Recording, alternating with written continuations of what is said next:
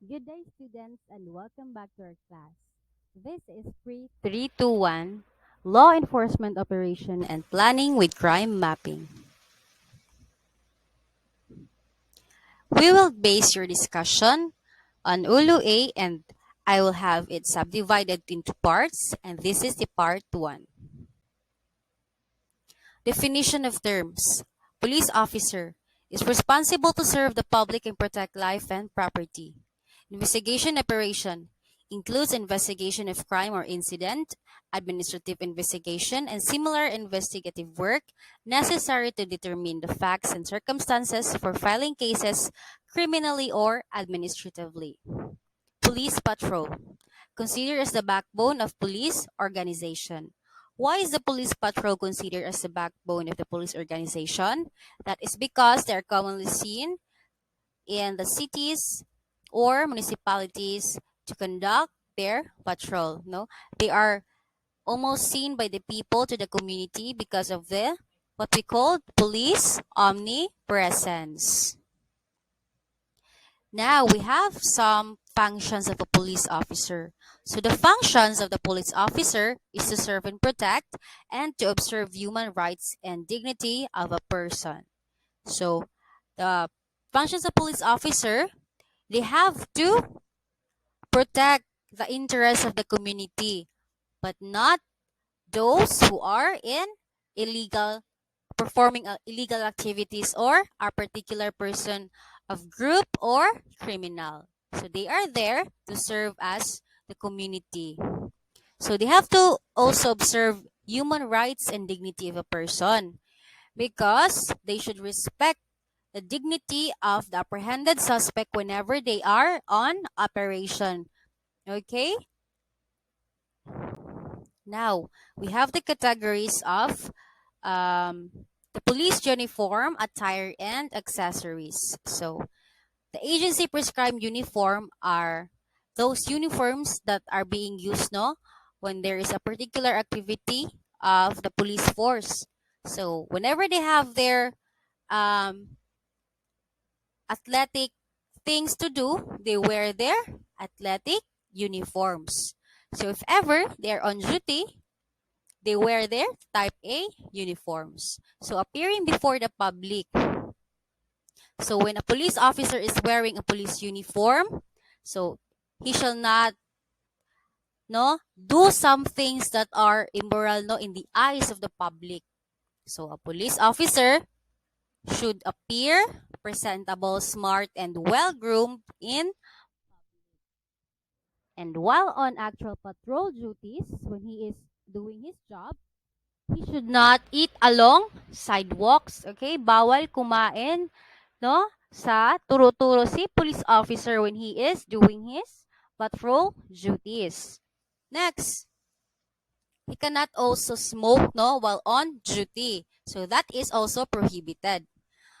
And he cannot also read newspapers no while on duty because in the eyes of the community, the police officer should and only be doing his job, and that is to observe what is happening to the community. Okay?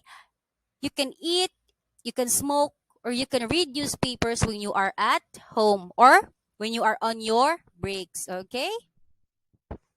Now, the last one is carrying of police notebook, pen, and Miranda warning card. So why does a police always has these things no with him or her? That is because when doing a patrol, when a police officer is on operation, you cannot foresee circumstances no that will transpire no. So when you are carrying your notebook, you can always write incidents or things whenever there are incidents, right? Okay. So you always also carry with you your Miranda warning card. So in circumstances like there you captured a suspect or you apprehended a person because he committed a crime, that is what we call caught in the act. Okay, or in flagrante delicto. Okay. So you recite the Miranda rights of that apprehended person for you not to um not to undignify that person. So one function of the police officer is to respect the dignity of the person. No, that is one way to respect the dignity of a person. No, you read his or her Miranda rights. Okay, so you should tell him or her or the apprehended person what he did wrong. No, okay. So when he says something about the crime he committed, it will be used against him or her. Now let's proceed to the categories of police operations. So these are the most important things that the duties no of the police officers. Okay, public safety operation. This includes search, rescue, and retrieval operations when there are emergencies like yung baha, yung may bagyo, lindol, and that promotes public safety. Okay, so it also includes the fire drill, earthquake drills, no, in schools mostly when there was a time in the wala pa tayong pandemic, no? Now, law enforcement operation. So this includes service of warrant of arrest, implementation of search warrant, enforcement of visitorial powers of the Chief, Philippine National Police, and unit commanders, anti-illegal drugs operation, anti-operations, anti-illegal logging operations, anti-illegal fishing operations, anti-kidnapping operations, anti-kidnapping operations, anti-cybercrime operations, and similar operations that are conducted to enforce laws, statutes, executives, orders, and ordinances. So whenever you hear that specific operation of the police indicates no a law enforcing things, that is automatically the law enforcement operation of the police. Okay, now we have the internal security operation. So this includes counterinsurgency operations. If ever there is a sabotage to the Philippine National Police, no, they can always uh rebut no with the things they have gathered, no, because they have foreseen the things no that will happen. So this also includes the counter-terrorist operations and similar operations that are conducted to ensure internal security. They always make sure that the things inside the Philippine National Police will not go outside or will not be squealed. Okay?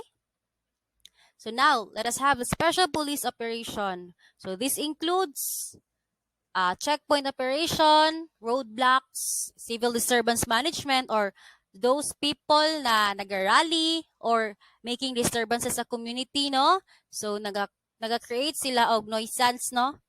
And then, it is also the police assistance in the enforcement of demolition, eviction, injunction, and similar orders. So, kapag may magdi-demolish na mga bahay or ano ba, so this phase of or category of the police operation are being needed, no? So they apply their duties in this particular field of police operation.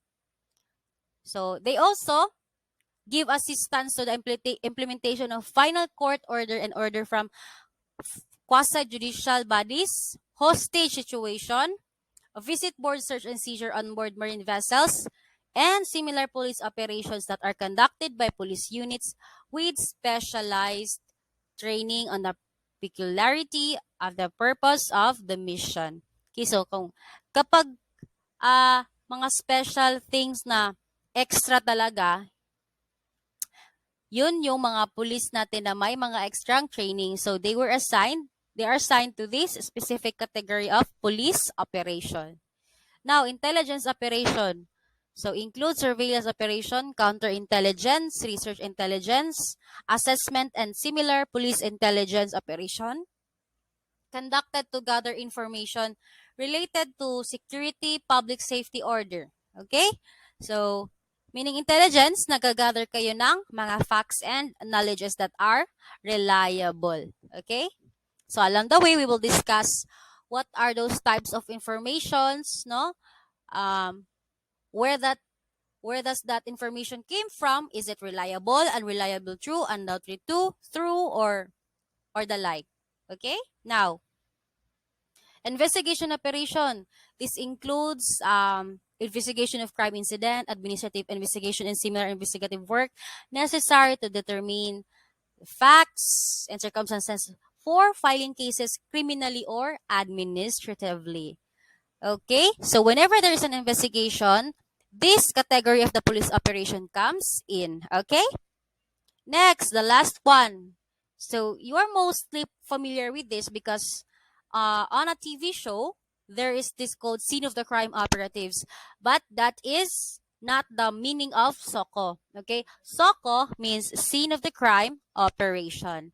Okay, so the scene of the crime operation is the one that is assigned no of the processing of the crime scene technically and forensic examinations of the evidences. Okay, so they have the tools no to investigate that specific crime scene.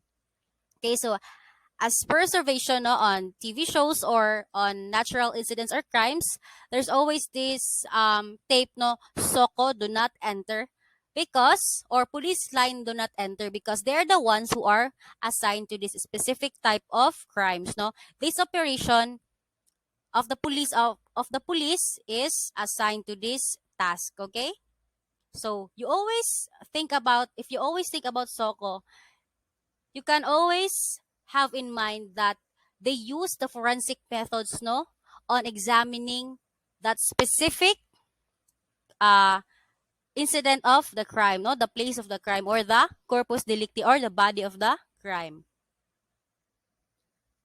Now we will have the operational procedures. So how can a police officer start an operation? Paano kayo makapagsisimula ng operation, no? If we're talking about police operations, no, and crime mapping. So, anong unang gagawin? So, pre-operational clearance. So, no police operation shall be conducted without the approval of the chief, commander, head of the concerned police unit or office. So, yung pinakamataas ang ranggo sa opisina nyo, yun yung magbibigay ng clearance na go approve ang operation na ito. Okay? It can be your chief, it can be your commander, or the head of the police station. Okay? Or police unit. Now, when that police chief, commander, or head approved your operational clearance, then there is this pre-operational clearance. Okay? Who will file? The team leader will file the pre-operational clearance. Okay? So prior to the conduct of the operation and shall be approved by the concerned police unit commander. This clearance shall be submitted to the operation section or division of the concerned police unit for record purposes. Okay, so si team leader ang magpa-file ng operational clearance. Again, hindi kayo makakapag-conduct ng operation kapag hindi approve ni chief or commander or head ng inyong police unit or office. Okay? Kapag inapprove na ng mga head nyo sa police station ang operational ninyo na mag-conduct kayo, operation, para makakapag-conduct kayo ng operation, si team leader naman ang gagawa ng paraan para makapag-file ng operational clearance. Now, we have these 3 rules no in inter-unit coordination. Ma'am, bakit inter-unit coordination? Kasi hindi nyo jurisdiction ang pag-ooperatan nyo. Or, for example, kung kayo ay nakatira, kung ang police station nyo ay located sa Davao City, tapos gustong mag-operate ng taga Davao City Police Station sa Tagum City. Okay? So, magko-coordinate sila sa Tagum City Police Station. Okay. Now, yung taga Davao City Police Station, kailangan nilang pumunta personally or by official representative sa Tagum City Police Station para makapag-conduct sila ng operation sa Tagum City. Sino ang pupunta? So, the team leader of the local police units operating outside their territorial jurisdiction and national support units shall coordinate personally or through an official representative with the police, regional, provincial, or city police office within whose jurisdiction the operation is to be conducted. Okay? That is what I am talking about. Okay. Si Davao Police Station gustong mag-conduct ng operation sa Tagum. Ma'am, ano ikakandak nila, ma'am? Okay? Those operations that were mentioned, no, kanina, so those were types. Depende na yun. For example, gusto nilang um, may special na mag-bypass operation sila kasi may nakitang drug din sa Tagum City. Yung taga Davao City, gusto nilang mag-conduct ng operation kasi baka taga Davao yung mga suspect nila. So, kailangan nilang, nung nag-gather nila na evidences or mga records nila, no, sa paggamit nila ng kanilang intelligence at investigative matters, nakita nila na taga Davao resident. So, makikipag-inter-unit coordination sila sa Tagum City Police Station para makakandak sila ng bypass operation sa Tagum City. Okay? It can be personal or by official representative. Ma'am, paano naman ma'am kapag ma'am? Coordination by filing of coordination form. Pag na-approve, ito yung fill upan. Okay? So, prior to the launching of the operation, except in cases where the formal or yung sa written na coordinating na form, inter-unit coordination cannot be made due to the nature and in the urgency of the situation, such as, but not limited to jurisdictional pursuit operations. Coordination should be made formally using the prescribed coordination form, which shall be filed with the concerned operation center of the police, regional, provincial, or city police. Okay, kapag inapprove ni Tagum City ang request ni Davao City Police Station na mag-conduct sila ng operation dito sa Tagum City. So, kailangan nilang mag-fill up ng coordination form. Okay? Para walang miss-encounter. Kasi, kapag nag-ooperation ng mga police, usually, hindi sila nag-uniform para hindi ma-burn out. Okay? So, if ever na mangyari yun, sana hindi naman, so dapat inter-unit coordination talaga sila. Okay. Ma'am, paano ma'am kapag immediate na talaga, ma'am? Kasi nga, wala nang time para pumunta ng Tagum City Police Station ng personal. Wala na din kaming time para mag-file ng coordination form. Ano pong gagawin para ma-approve ang operation namin? Kasi emergency nga. Kailangan ngayon agad-agad na. Ito ang gagawin. So, number 3.3.